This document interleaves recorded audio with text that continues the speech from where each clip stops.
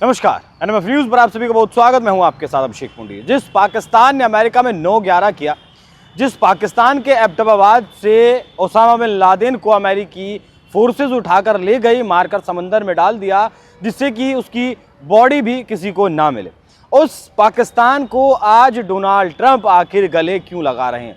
गले लगाने तक भी ठीक है, वो पूरी तरीके से न्योछावर हो जा रहे हैं।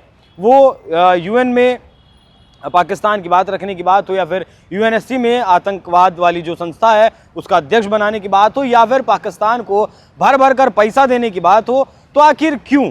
यूएन में जब मीटिंग हुई, पाकिस्तान वहाँ बोला, उसके बावजूद भी ट्रंप ने आसिम मुनीर और शहबाज शरीफ से प्राइवेट एक कमरे में मुलाकात क्यों की? इस मुलाकात में शहबाज शरीफ, आसिम मुनीर के अलावा राष्ट्रपति डोनाल्ड ट्रंप, उनके उपराष्ट्रपति जेडी वेंस और विदेश मंत्री मार्को रूबियो मौजूद थे। 5 लोग इस मीटिंग में मौजूद थे और इस मीटिंग की कोई भी खबर निकलकर बाहर नहीं आई है।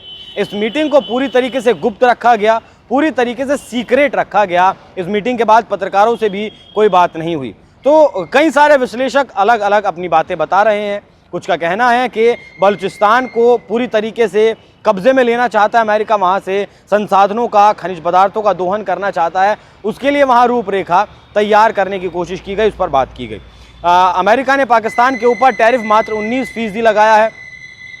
तो किस तरीके से व्यापार को आगे बढ़ाया जाए? हालांकि पाकिस्तान की इतनी औकात तो है नहीं कि अमेरिका से बहुत ज़्यादा कुछ खरीद पाए या अमेरिका को बहुत ज़्यादा कुछ बेच पाए, तो व्यापारिक दृष्टिकोण तो खत्म ही कर दीजिए।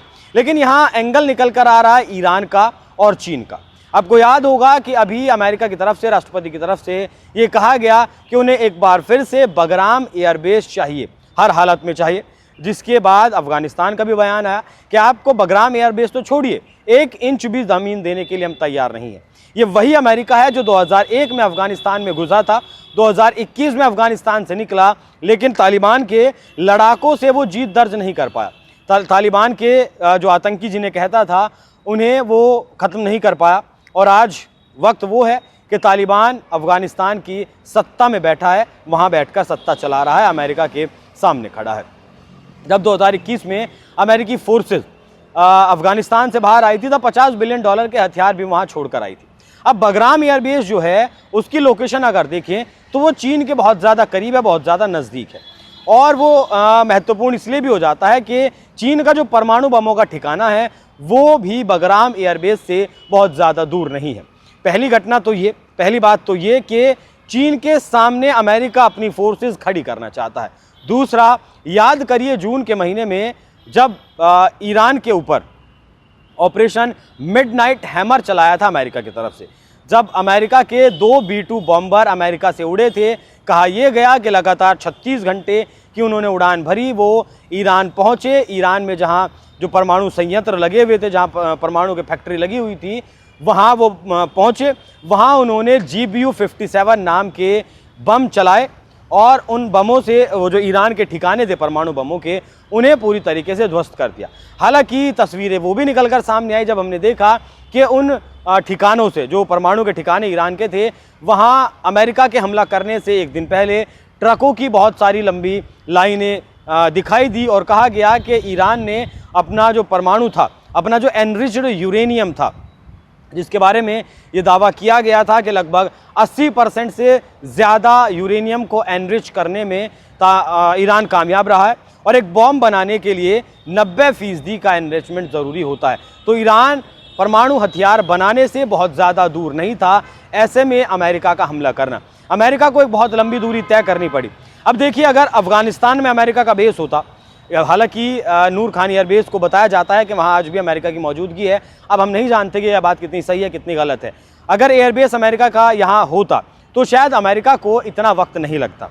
अच्छा, कहा यह भी जा रहा है कि ईरान के ऊपर ऑपरेशन मिडनाइट हैमर अमेरिका इसीलिए चला पाया है क्योंकि उसके पास दक्षिण एशिया में सैन्य ठिकाने थे, एयरबेसिस थे। अफगानिस्तान में तो नहीं है।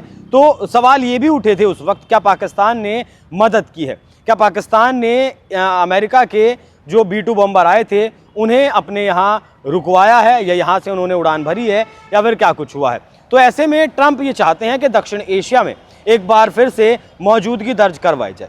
पिछले साल जब बांग्लादेश में शेख हसीना की सत्ता का तख्ता पलट हुआ था, तब शेख हसीना ने खुलकर इस बात को कहा था कि डोनाल्ड लू नाम का जो व्यक्ति है, जो दक्षिण एशिया में काम करता है अमेरिका के लिए, उसने सेंट मार्टिन आइलैंड मांगा था और कहा था कि यहाँ अमेरिका को अपना बेस बनाना है। सेंट मार्टिन आइलैंड जो है वो एक बहुत स्ट्रेटेजिक लोकेशन पर है। वहाँ से चीन हो, बांग्लादेश हो, पाकिस्तान हो, भारत हो, इस पर नज़र रखी जा सकती है। शेख हसीना ने मना किया, इनकार किया, जिसके बदले में उन्हें अपनी सत्ता गंवानी पड़ी। तो ये बात मैंने आपको इसलिए बताई जिससे कि आप समझ सकें कि अमेरिका को जो करना है वो उसके लिए किस हद तक जा सकता है। तालिबान पर तो उसका बस नहीं चलेगा, लेकिन हाँ, पाकिस्तान के ऊपर उसका बस चल सकता है। यहाँ एक बात पर और गौर करिएगा, जब पहली मुलाकात ट्रंप की और मुनीर की हुई थी व्हाइट हाउस में बैठकर, उस वक्त मुनीर ने ये बात कही थी कि ईरान के ऊपर जो इजराइल ने हमला किया है उसमें मुस्लिम देशों को मुस्लिम ब्रदरहुड के नाते ईरान का साथ देना चाहिए। लेकिन तुरंत ही आसिम मुनीर को अमेरिका बुला लिया गया, वहाँ मुलाकात हुई। उसके बाद उसने ईरान के समर्थन में कोई बात नहीं कही। हालांकि उससे पहले तक ये भी कहा जा रहा था कि पाकिस्तान ईरान को टेक्नोलॉजी भी प्रोवाइड कराएगा परमाणु हथियार बनाने में, लेकिन उसके बाद पाकिस्तान ने ईरान का जिक्र नहीं किया। उसके बाद अभी हाल फिलहाल में इजराइल के द्वारा कतर पर हमला किया जाता है। कहा जाता है कि यहाँ हमास के आतंकी छिपे हुए थे और उन्हें ही टारगेट किया गया, जिसके बाद 50 मुस्लिम देश एक साथ आए। कतर की राजधानी दोहा में उन्होंने मीटिंग किया। नाटो इस्लामिक फोर्सेस बनाने की बात कही गई। जिस तरीके से नाटो में 32 देश हैं और एक नाटो देश पर हमला 32 के 32 देशों पर हमला माना जाता है, उस तरीके से फोर्सेस बनाने की बात कही गई। लेकिन सिर्फ इजराइल के हमले की निंदा प्रस्ताव पास कर पाए, इसके अलावा कुछ नहीं कर पाए। तुर्की और पाकिस्तान ऐसे देश थे जिन्होंने ये प्रस्ताव रखा था कि इस्लामिक नाटो फोर्सेस होनी चाहिए। उसके बाद एक और घटना घटती है।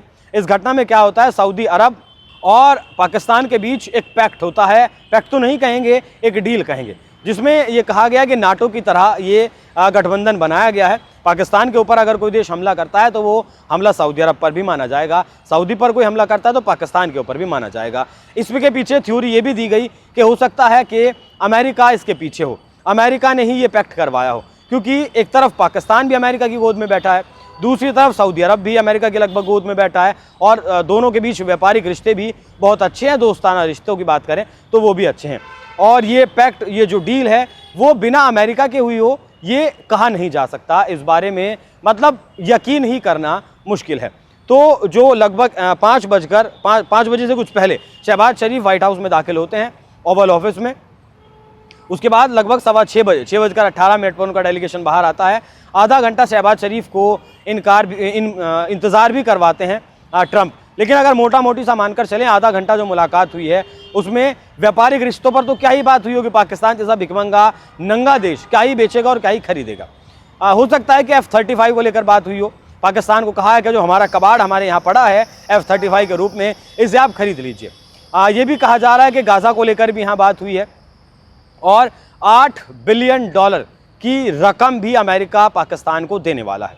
क्यों देने वाला है, इसके पीछे यही थ्योरी है कि या तो अमेरिका अब बलूचिस्तान से खनिज पदार्थों का दोहन करेगा या फिर ईरान और अफ़गानिस्तान को काउंटर करने के लिए उसे अब जो रास्ता चाहिए पाकिस्तान से अफ़गानिस्तान में एंट्री करने का वो देगा, या फिर पूरी तरीके से अपना कोई आर्मी बेस, सैन्य ठिकाना वो अमेरिका को सौंप देगा। अब देखना होगा कि आने वाले वक्त में इस मीटिंग से जुड़ी, इस बैठक से जुड़ी क्या कुछ अपडेट सामने आती है। हालांकि इनमें से ही कुछ ना कुछ कांड तो आसिम मुनीर और शहबाज शरीफ करके ज़रूर आए हैं। बाकी आपको क्या लगता है कि क्या अमेरिका चीन के सामने पाकिस्तान की मदद से अफ़गानिस्तान में अपनी सेना खड़ी करना चाहता है, या फिर एक बार फिर से अफ़गानिस्तान में एंट्री अमेरिका चाहता है? अपनी राय हमें कमेंट कर ज़रूर बताइएगा। नमस्कार।